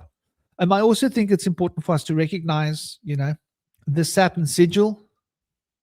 It's been demonized. Why is Saturn being so heavily demonized by all the kids with access to YouTube channels and TikTok and Instagram, and they're all vomiting the same PSYOP nonsense about, Saturn, and there's a Saturn in the control matrix. What is it? The moon Saturn matrix, the Saturn moon matrix, and all this rubbish, which is true. Don't get me wrong. It's true, but the way that it's presented presents an occulted version of the truth that becomes a lie, right? What is this moon Saturn matrix? Is it an evil thing that's used by the Illuminati? No, they are just using the laws of nature to manipulate us. They are using magic, and this is how magic works. You want to understand what magic is? Understand the Moon Saturn matrix. Why is the Moon Saturn matrix important? Right? Why? Right. Take a look. Take a look and see. We got the sphere of 8. We got the sphere of 2. 2 is that potential of the will being carried to manifest in time. So 2 and 8. 2 is after the beginning and 8 is before the end. So it represents the body of the movement. 9 is the ending. 1 is the will point of beginning. So when we look here, what do we see? We see the 2 and we see the 8. What do we see between the 2 and the 8? We see the blue triangle. Let me show you. Let me show you a better image so that you can understand what I'm talking about. This is going to give you guys some kind of a potent insight into why all these people are vomiting total nonsense about the Moon Saturn matrix, because they've read it in a book by people who wrote about it. They've read it in a book written by other people who read it in a book written by people. Nobody knows what they're talking about because they're all vomiting the same absolute gobtrottle because they don't know any better. People aren't practicing anymore. So Enneagram, I break it down in a way that's really simple and easy to understand. Yeah. So here we can see quite clearly, this is that same Enneagram that I was showing you, the same one that's up here on the top right side in the logo, but this is the masculine and feminine expressions, the yang and the yin, right? Now notice the 3 mother letters, which are the 3 fundamental aspects.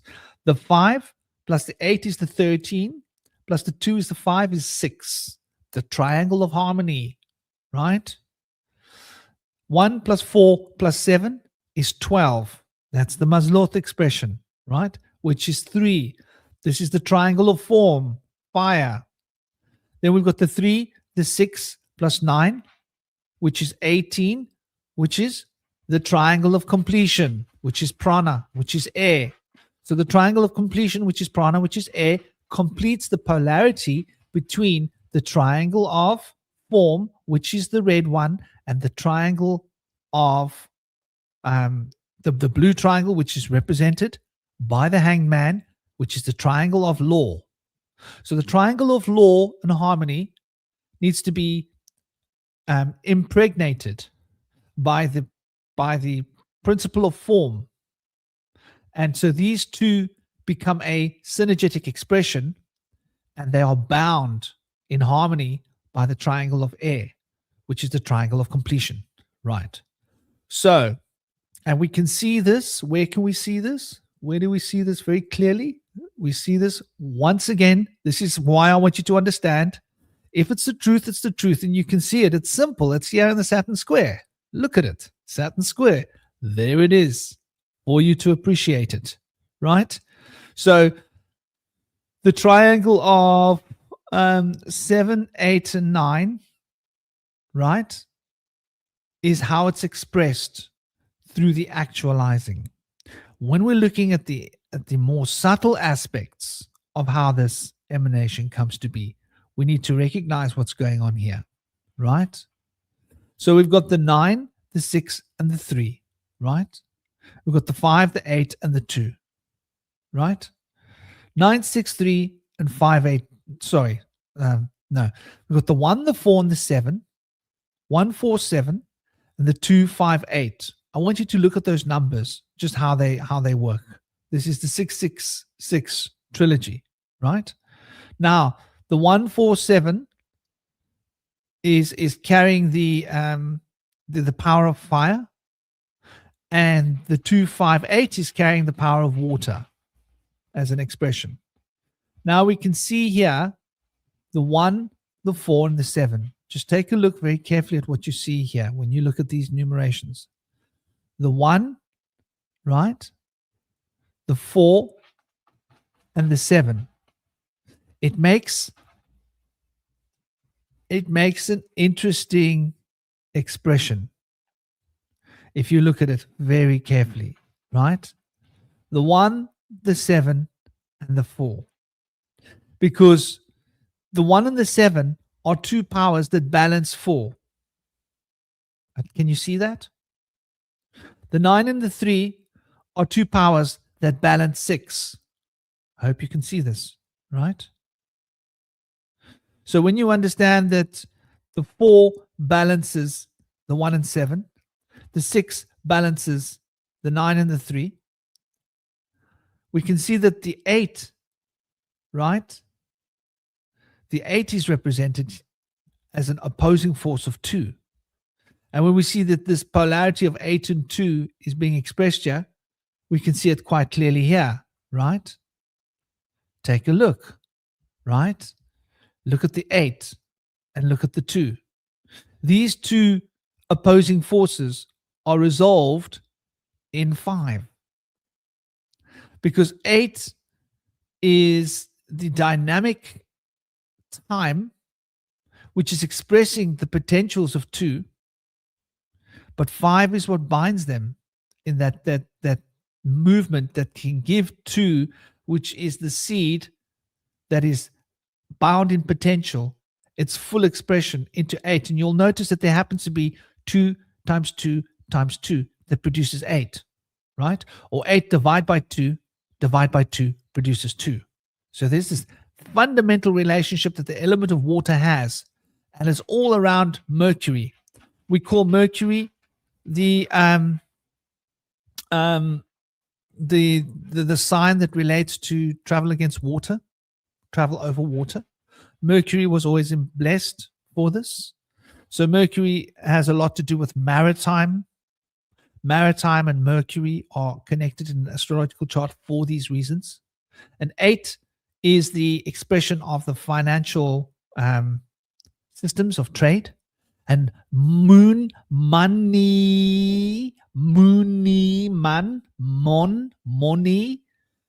is 2 times 2 times 2 becomes the trade pieces of Saturn of time. And 5 is what becomes the medium through which the money can be traded as 8 because of the essence of 2 being bound in it. So you see this triangle has got this really interesting expression here. So the 8, the 5, and the 2, we can see is very extremely relevant. And when we look at it here, we see the 2 here, and we see the 8 here, right? Opposing the 2, and we see the 5 keeping them in check, in balance. So you can see we now have a negative space. So I can create a second Saturn sigil for you guys if you want, using these principles. But that is the esoteric sigil. And that sigil relates to within us. This sigil relates to outside us. So I'm showing you the negative form of the sigil of Saturn here in these principles, if you can follow it. And so this is once again important when we go back to the original question that I was posing to you, that I was answering for you. Gosh, I mustn't lose my way here because I'm going so deep into these occulted notions that that I threatened to lose my way. Right. So where were we? This triangle of 2, 5, and 8, 2, 5, and 8 represents the 2 and the 8, what we were talking about before, right? And the 2 is the embodiment of the seed of the will as pure potential, becoming the staggered expressions in time of the will expression of potential. And this is only completed when we consider it as 9. That's when it's been signed off on. But by 8, it's already being done. 9 is after it's complete. Very important. It's that final finishing. Okay. 8 is the principle of completing it. And 9 is when it gets complete. Because 9 represents that complete element of 8, which is an expression of 2.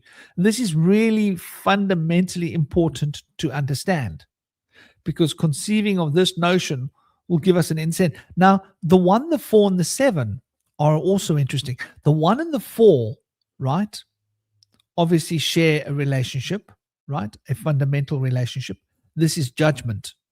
1 is the sun, 4 is Uranus. Sun and Uranus have this special relationship, right?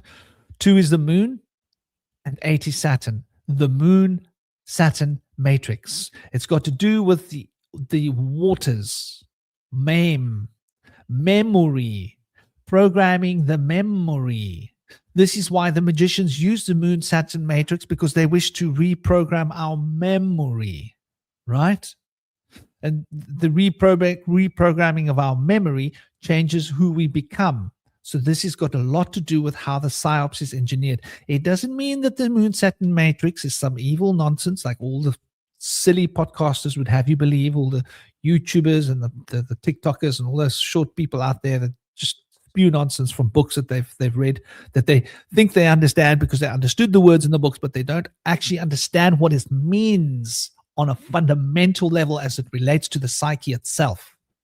So here we're getting deep dive esoteric and occult insights into these principles. And the 1 and the 4 and the 7 is also a really interesting one to look at, right? Because when we look at the 4 represents the crystallization element, right? And the 1 and the 7 are being balanced by the 4. So you can see the 1, the 4, and the 7 are balanced, and we see the 6 and the 3 and the 9.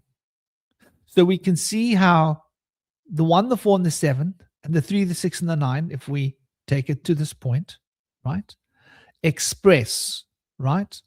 So the element of fire is expressing through the element of air what becomes the element of water.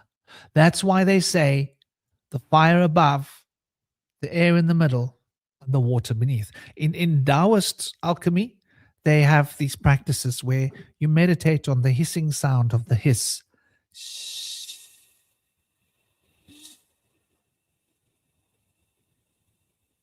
If you're ever cold, you want to warm your body, hiss and visualize fire and see the triangle of fire and see the fire and hiss, and you'll find your body warm up. If you're ever hot, you want to cool down, right? Meditate on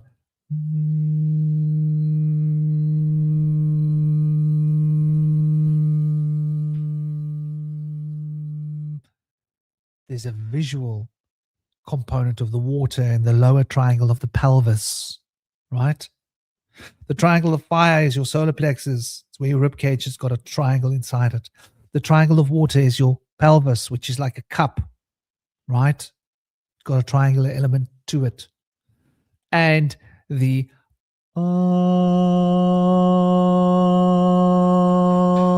is the combination of these two. Is a combination of these two. The release of the breath.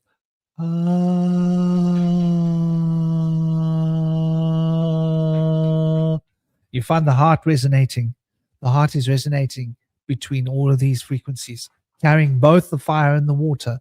So air holds this mystical. This is why the Taoists consider metal and wood, because part of the fire is in water, and part of the air is in water, and part of the air is in fire. And so they recognize the air as having two distinct personalities. That's why you have fire and wood, right? Think about it. Wood burns in fire, right? Metal is fireproof, mostly, right? And water gets carried by wood and makes wood grow. Water, mostly, often corrodes metals. You see this relationship here? It's got to do with something deep and profound that the Taoists wanted to keep in their knowledge. So to understand these three elements is to understand the fundamental. Now, getting back to the story that we were talking about, just as a fundamental, the relationship between 8 and 2, right? That relationship between 8 and 2. That relationship is the hanged man. The hanged man in the major arcana is the element of water. The hanged man represents the Saturn moon matrix. They want us. Let me bring you the hanged man. Hanged man.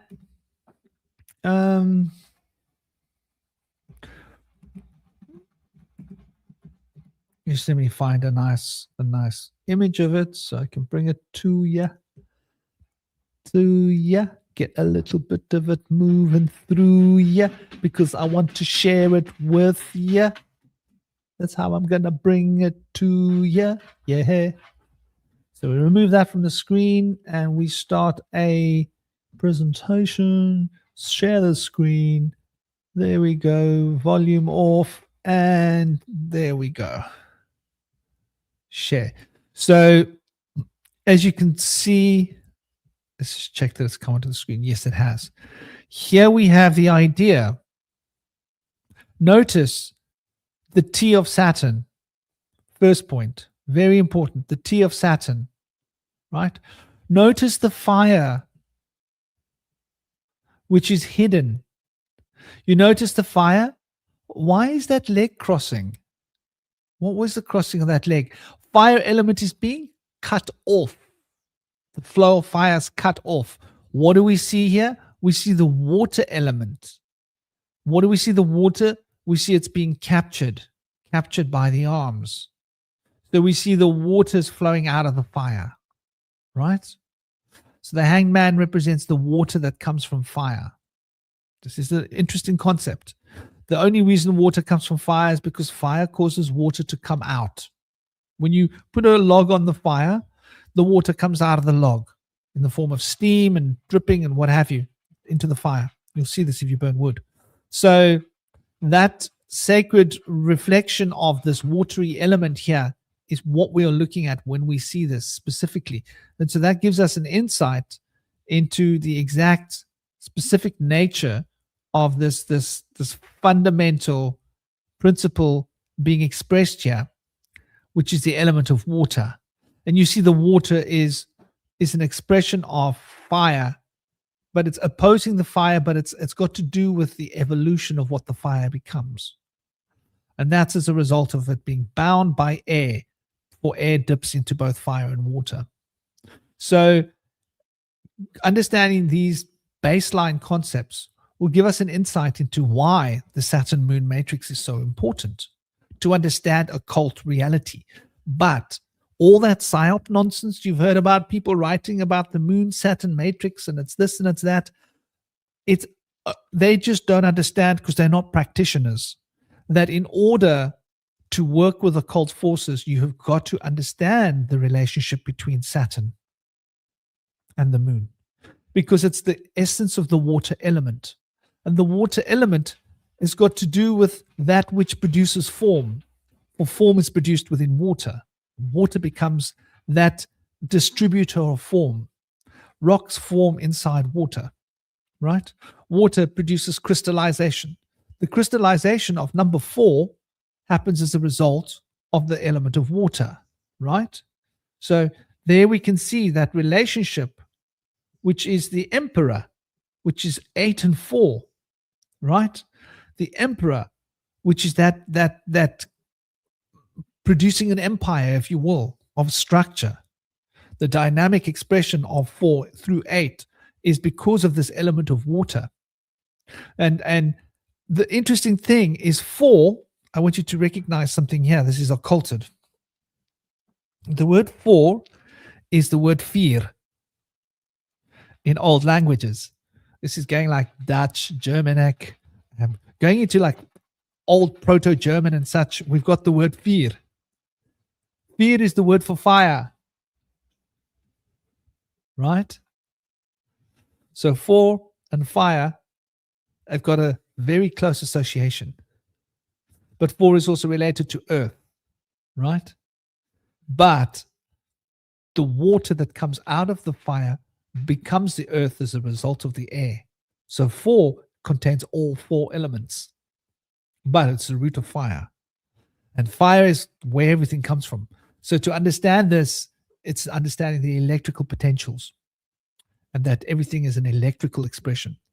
This is us. I got to go. We're almost 2 hours. Sending you all much love, big blessings. Om Namah Shivaya. I got to go or I won't be able to share this. Hope you enjoyed it. Big love.